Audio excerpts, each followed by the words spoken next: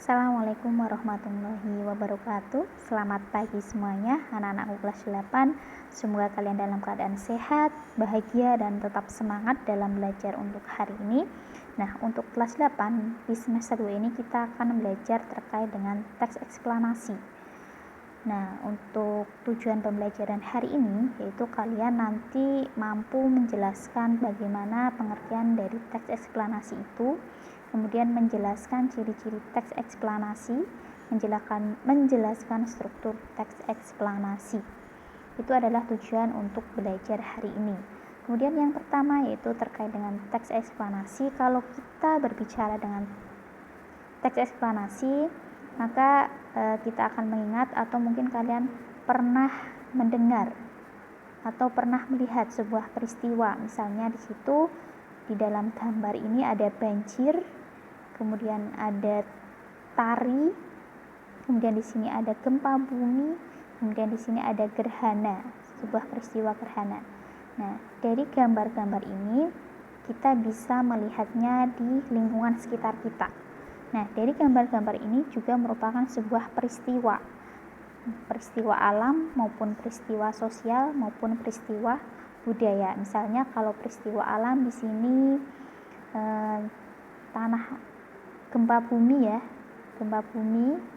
kemudian di sini gerhana.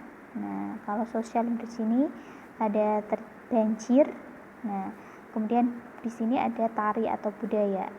Nah, di dalam gambar ini atau ketika kita melihat gambar ini, maka ada sebuah proses atau ada sebuah peristiwa dari kejadian tersebut. Nah, maka dalam membuat teks eksplanasi kita bisa mengambil dari peristiwa-peristiwa tersebut, entah itu peristiwa alam, peristiwa sosial maupun peristiwa yang berhubungan dengan budaya. Nah, sebenarnya yang dimaksud dengan teks eksplanasi itu apa?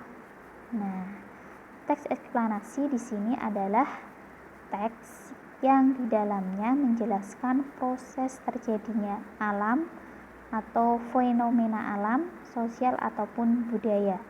Jadi, di dalam sebuah teks eksplanasi itu menjelaskan sebuah peristiwa atau fenomena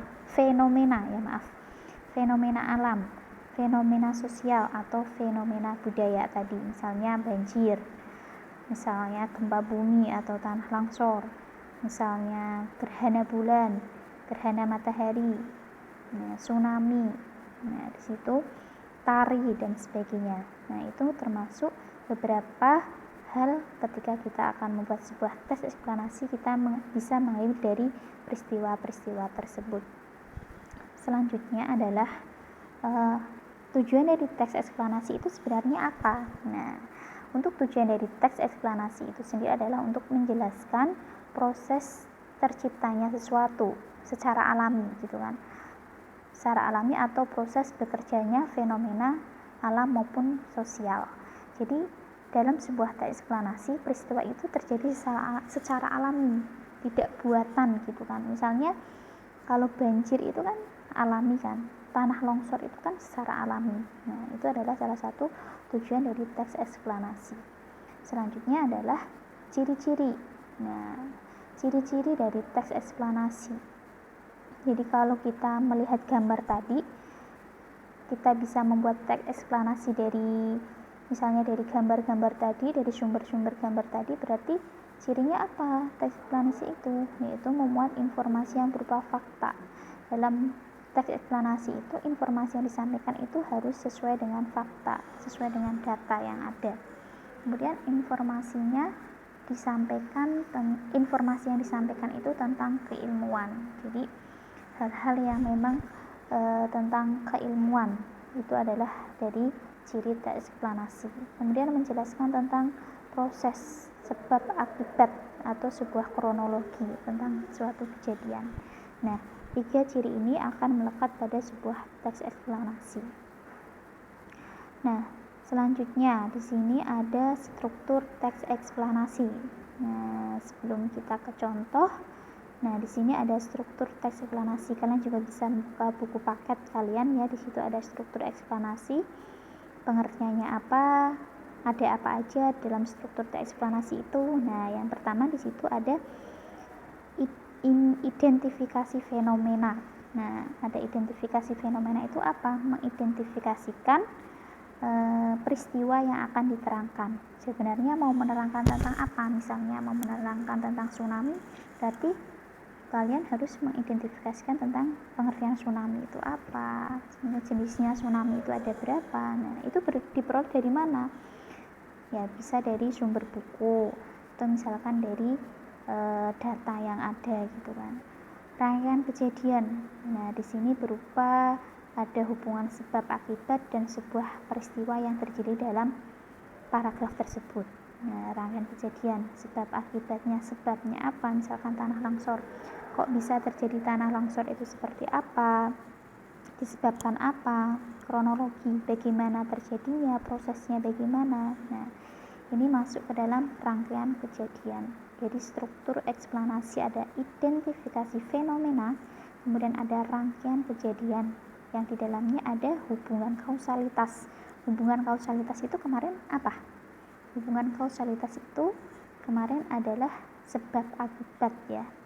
Kemudian yang ketiga ada kesimpulan. Nah, kesimpulan di sini berarti tentang apa? Penilaian atau komentar dari apa yang sudah dijelaskan. Nah, untuk kesimpulan ini bisa kalian atau menggunakan kalimat kalian sendiri memberikan penilaian atau komentar terhadap apa yang sudah dijelaskan di identifikasi fenomena dan rangkaian kejadian. Nah, itu ya strukturnya. Kemudian kita masuk ke contoh. Nah, coba di sini ada sebuah teks atau paragraf teks eksplanasi.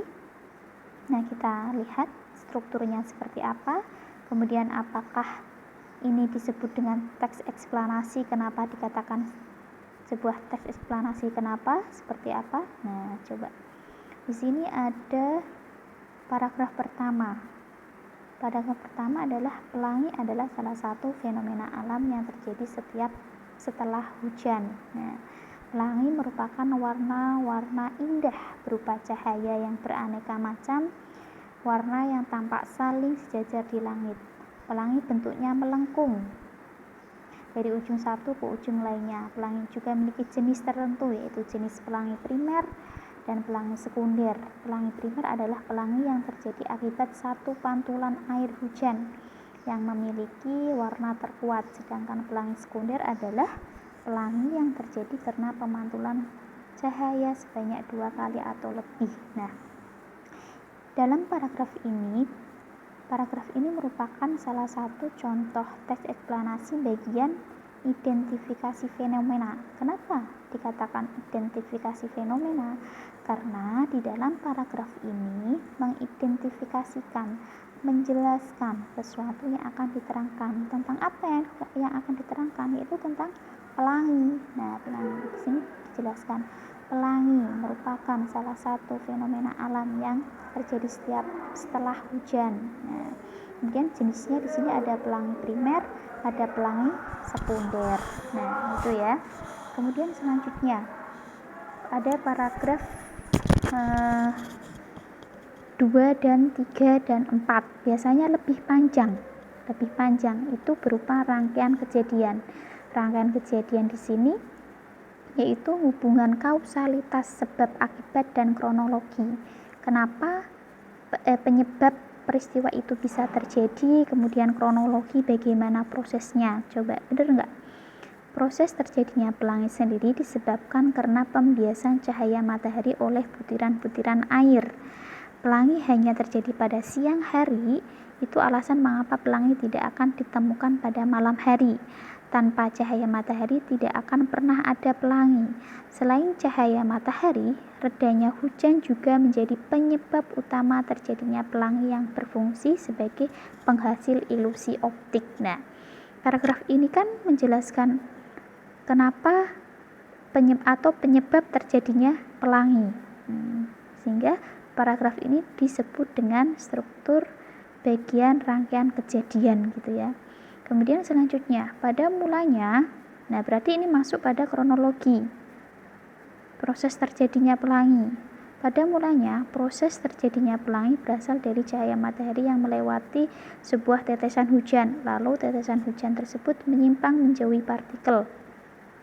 Kemudian dibiaskan menjadi beragam warna melalui tengah tetesan hujan sehingga memisahkan cahaya putih menjadi warna spektrum. Cahaya pada setiap warna pelangi akan dibelokkan pada sudut yang berbeda yang akan memberikan warna yang indah pada pelangi. Nah, oleh sebab itu terbentuklah warna-warna pelangi yang bermacam-macam. Setiap warna pelangi akan dibelokkan pada sudut yang berbeda. Yang pertama dibelokkan adalah warna ungu dan yang warna terakhir adalah warna merah. Dan warna pelangi lainnya seperti kuning, hijau, jingga, biru, nila akan menyusul secara utuh dalam proses penguraian warna. Inilah yang membentuk pelangi melengkung seperti busur panah. Nah, jelas ya. Di paragraf selanjutnya ini ada kronologi, yaitu rangkaian peristiwa, urutan terjadinya peristiwa pelangi itu kok bisa membentuk sebuah pelangi, kok bisa berwarna-warni. Nah, itu dijelaskan di rangkaian kejadian. Nah, selanjutnya adalah di sini ada kesimpulan. Nah, struktur yang terakhir adalah tentang kesimpulan. Itu berisi tentang apa? Komentar atau penilaian tentang kejadian yang dipaparkan. Nah, komentar dari yang kalau kesimpulan ini lebih mudah ya, karena kita yang mengomentari sendiri bagaimana penilaiannya dari apa yang sudah diidentifikasikan, apa yang sudah dijelaskan tadi. Nah, pelangi hanya dapat dilihat setelah hujan bersamaan dengan matahari, tetapi harus dari arah berlawanan yang berada di antara matahari dan tetesan air dengan posisi matahari di belakang pengamat tepat pada satu garis lurus. Pelangi juga dapat dilihat dengan jelas di sekitar air terjun. Ya, kita sering ya ketika di air terjun itu kita sering menemui pelangi ya. Banyak sekali orang yang menyukai pelangi. Tak heran jika pelangi dijadikan sebagai suatu simbol keceriaan secara universal. Nah, dalam sebuah kesimpulan itu biasanya menggunakan kata-kata kita sendiri, karena itu berupa komentar atau penilaian dari pembaca ya. Nah, itu yang cukup ya, sekian dari Ustazah untuk belajar hari ini terkait dengan tadi pengertian teks eksplanasi itu apa, kemudian tujuannya apa, ciri-cirinya seperti apa, harus berupa fakta tentang keilmuan, sebab akibat atau proses gitu. Kemudian strukturnya apa? Di situ ada 3, identifikasi fenomena, berisi tentang mengidentifikasi tentang apa yang akan dipaparkan. Ada rangkaian kejadian, berisi tentang kausalitas dan kronologi, sebab akibat, kesimpulan, komentar atau penilaian. Nah, bisa juga lebih paham di buku paket, bisa kalian buka, bisa kalian baca, di situ ada. Cukup sekian untuk penjelasan Ustazah hari ini. Semoga kalian lebih paham dalam memahami materi teks eksplanasi hari ini. Cukup sekian, Ustazah Hairi. Wassalamualaikum warahmatullahi wabarakatuh.